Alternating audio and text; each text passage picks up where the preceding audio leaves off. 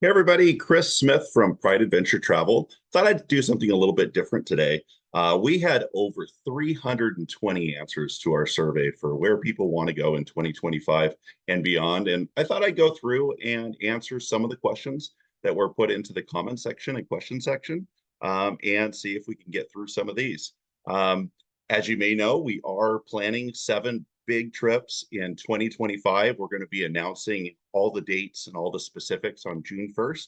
That'll be live on the website at prideadventuretravel.com. We're also going to be having our launch party on May 31st, so the night before on Friday night. If you'd like an invite, check out the website, join our email list. We'll send you an invite to that. Um, our trips for this next year are Costa Rica, South Africa, Canada, which is a wilderness trekking camp, Iceland, which is a National Geographic trip, Italy, which is a National Geographic trip, Mexico for Dia de los Muertos, and also Ecuador, which is the Galapagos Island, which is a part of the Jane Goodall collection with G Adventures. So I'm going to jump into some of these questions and just answer them the best way that I can um, on the fly. So the first question comes from someone that says, I think this is a nice list.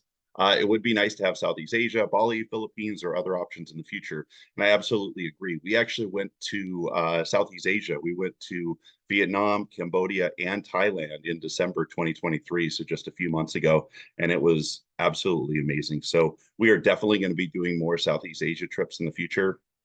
Philippines is definitely on my list in the future to do something maybe on a catamaran, some water activities for sure. I would love to do a group trip to Alaska again, this time on the ground, flying into Anchorage and out of Fairbanks. As some of you may know, we partner with California Gay Adventures, and we did an Alaska trip last July. We did a cruise, a Royal Caribbean cruise. We went from Seattle to up to we went to like Sitka, and we went to Skagway, and we went to Anchorage, and it was awesome. I do agree that a ground trip would be awesome where we could actually spend evenings and nights in Alaska. So that's a great idea. Ireland Scotland tour is actually on my list of my short list on 2026 tours. So look forward to some future surveys and polls for that. So I'd really love to do a UK Ireland Scotland trip that we can go and visit all the castles. Someone said, because I teach, I miss almost all the trips since they usually don't align with traditional days off for teachers. That absolutely makes sense. We are going to be planning summer events. In the past, with just CGA, we just had 2, maybe 3 trips a year. So now with 7 trips a year and maybe more, if we have the interest, we will have trips that will align with those days. We also were selling out of our trips within minutes when they were posted because we only had a couple trips a year. So now we hope that we're going to be able to expand that a little bit to where there is a little bit more availability for everybody to get in. So hopefully that'll work for your schedule. Pricing for single travelers. We actually, all of our pricing is based on single travelers. It's not based on couples. It's not like a typical cruise where you're in charge of your double occupancy. The way we work at Pride Adventure Travel, because most of our travelers are single, is that we do most rooms on a shared basis. So you have a private bed in a shared room on any level lodging that we have. So whether it's hotels or wherever we're at. So typically it's 2 people per room. Sometimes they're bigger rooms where you might have 3 once in a while, but typically that's how it is. We always have the option. Usually it's limited to have a my own room option. So you can pay a little bit more to have a private room. A lot of times we're in countries, for example, Italy, where we're staying in locally owned hotels and they have limited rooms. So if everybody had their own room, we just wouldn't be able to have that many people. So we typically do limit that to just a few people that can have their own room. It works out really nice sharing a room. You get to know other people. Definitely bring earplugs if you need them, but it's for most people I've heard that it's a good experience, and I always share a room when I'm on these trips. All right, the next one is the bottom line. This one's a little longer one, but I am going to read it. The bottom line is that I look for a gay travel group that facilitates flight purchase, hotel purchase, historical sites, beaches, gay bars, excursions, etc. Look at Atlantis. I want to be around other gays sightseeing and having fun together. I like enjoying historical sites, museums, monuments, beaches, food, live music, etc. with other gays together. and flying together and staying in same hotel makes it safer and more fun. Again, if each of us has to look for flights and or hotels, then what is the purpose? I like this. This actually covers quite a bit in exactly what Pride Adventure Travel is about. So we take our members typically on pre-planned tours. Sometimes we accentuate those tours. We make it, we add some meals to them, or we add a day in the beginning or a day at the end, or some additional activities that are really focused to our like-mindedness to gay men. This is exactly what we do. Now, flights, that one's a little tricky because a lot of people do like to use their points. I know some people that are just die-hard Delta, and they'll actually take a longer flight or even connections so they can use their Delta points. I know my husband loves Delta, and he would do that. So it's not always easy to have flights together. Also, booking group flights has a real specific requirements. We actually were looking into doing group flights for our Peru trip, just that we're having in October. And really, the pricing was right about what you could get yourself without the ability to move around and have flexibility. So typically, flight purchases for our travelers is on their own. We will let people know, because most of us are from Southern California, what the group flight recommendation is. So if you book that flight, whether it's on your own or if you book it through us, which you can do, we will make sure that we get you on that group flight if that's what you want to do. So absolutely, we do group flights. We just don't book them to where you pay for it through us. We do go directly through the airline. Hotels, we always book the hotels. So hotels and accommodations, if you're on one of our tours, you're booking your hotel through us. We do not recommend or ask you to book your own hotels. That would put people all over the place, and it just wouldn't make sense. So hopefully that answered those questions. As far as all the other stuff that we do, absolutely, that's in all those items. But that's the whole point of going abroad and having these amazing experiences, because we get to go do all these different things together. Sometimes as the entire group, sometimes as smaller groups. Again, this might be a little bit longer video, but stay on if you can. Someone said, given limited PTO, it's appreciated when trips are planned surrounding national holidays to reduce the number of PTO days needed. Also appreciate consideration of given to ease in travel. For example, if there's a red-eye flight involved, we'll prefer to check in a hotel for rest after landing or arrive the night before scheduled activities. Thank you. These are awesome. And I think I know who wrote this, but this is a really good point, and all of this can be covered. We try to plan our trips sometimes around holidays. Sometimes holidays for these tours and stuff are just astronomical in price, so it just doesn't make sense for us.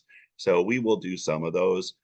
Others, it just doesn't make sense to us. Sometimes it's actually best going in the beginning or end of the busy season, so you're hitting that shoulder season, which sometimes is the best time to travel, especially as most of us don't have kids.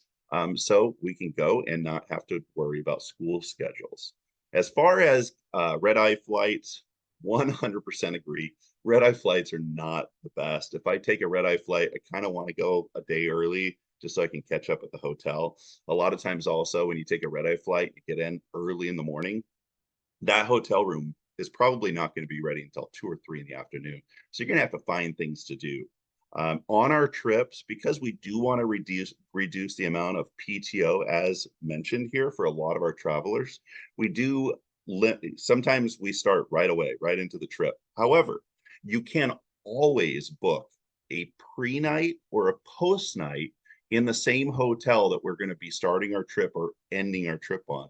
So depending on your flight schedule, you can absolutely book that pre-night. We usually have a few people that do that, so we can coordinate when we get closer to the event of those people that are going to be in early.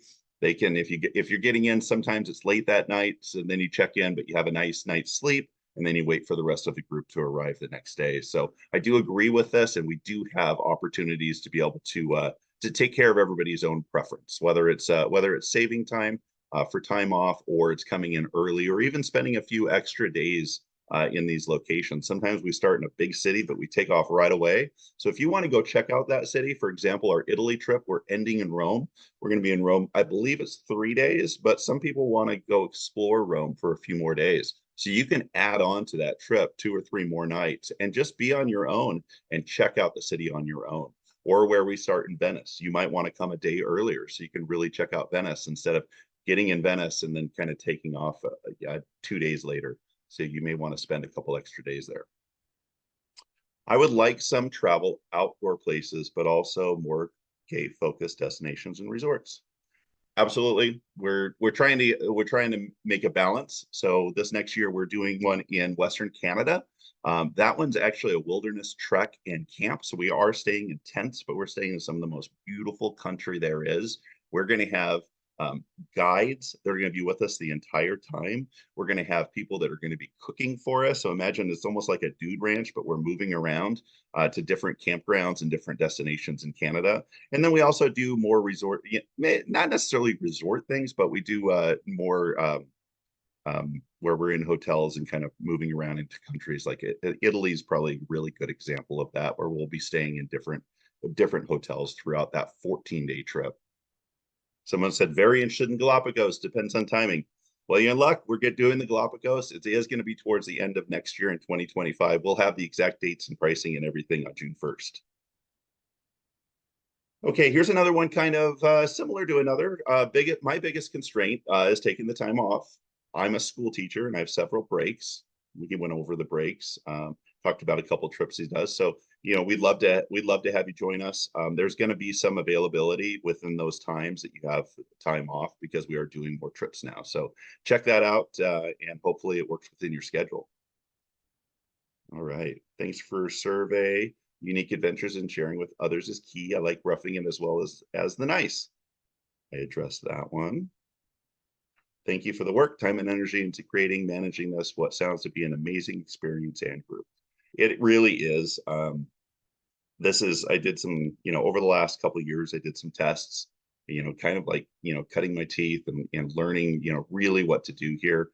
With my husband being in travel for the last 15 years, handling lots of corporate, lots of production travel, entertainment travel, I've been able to kind of watch what he does. I've done a lot of individual travel here locally and a little bit of international, and really over the last couple of years, bumped that up. And it's been a great experience. The way that people interact with each other, the small friend groups that are now coming out of it. I've seen some relationships come out of these trips. So it's really neat when people are close in proximity, like the Southern California area, and going on trips together. I think that's what makes us unique, is that we're not pulling people from all over the world to go to one place and then they separate and never see each other again. We're creating a community, whether it's through California Gay Adventures or Pride Adventure Travel, where people can travel and they can come together and they can make friendships and be close in proximity to each other.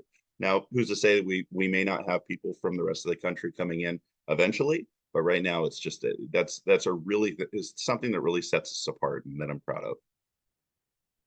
What about South America, Colombia, Argentina, or Chile? I'm actually planning a scout trip to Argentina and Brazil, hopefully next year, and we are looking at Colombia for 2026. Has anyone thought of a cruise to Antarctica? Absolutely. I have no idea when that's going to happen. I am probably going to go on a little scout trip. We've got another member that's going this December. So, and I've got some other travel agent friends that have recently gone on some trips. They are more expensive trips, but I think that that's something that's a great opportunity and idea for the future. What we may do in some cases, like Antarctica, is reach out to our membership or our client base and see who would be interested in a trip and gather polling information. And then we can build a custom trip around those people, whether it's 8 people or 10 people or 16 people. We could do that for the future as well. So we are looking into that. I think there are ways. I like this one. I read this one earlier. I think there are ways to make international trips more affordable for those who may have a budget. Needing top of the line isn't a necessity for everyone, and just being able to have a new experience would be worth the money.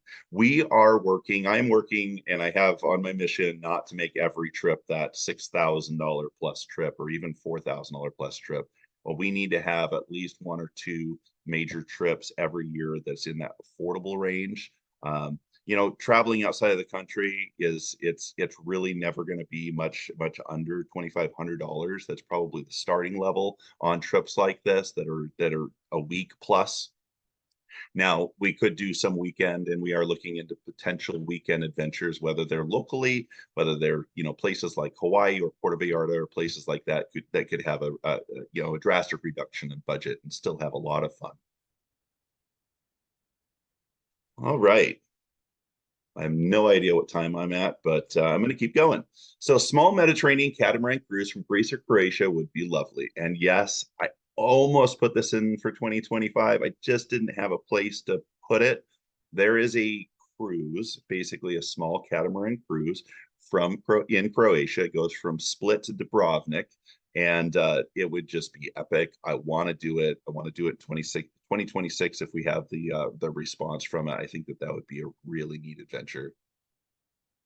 How about a train trip like Canadian Rocky Mountaineer, Orient Express, or something like that? I think those are all awesome. So this person also said India, Hungary, Great Wall of China, Japan, Korea, all bucket list stuff. I think that these are all things we could do in the next couple of years. My plan is to keep this to where it's even if it blows up to where we really sell out, is not to grow too fast. I think that's really important with a company like ours. We want to make sure that we give everybody a really amazing experience. We always want to make sure that, I'm hosting all the events, up front, and I plan to do that for a long time. We may bring in some other hosts, but we want to make sure that it's a very hosted experience. It's a very unique experience. It's that we're just not going out and trying to create as many events as possible to make as much money as possible. That's not the goal here. So be patient. We'll go experience some other areas as well. There's another Asia comment. Someone that has kids, so they're in the USA for now. We are looking at doing some extended US destinations that are maybe like long weekends. Someone asked, are most out of country trips centered around Pride? They're not.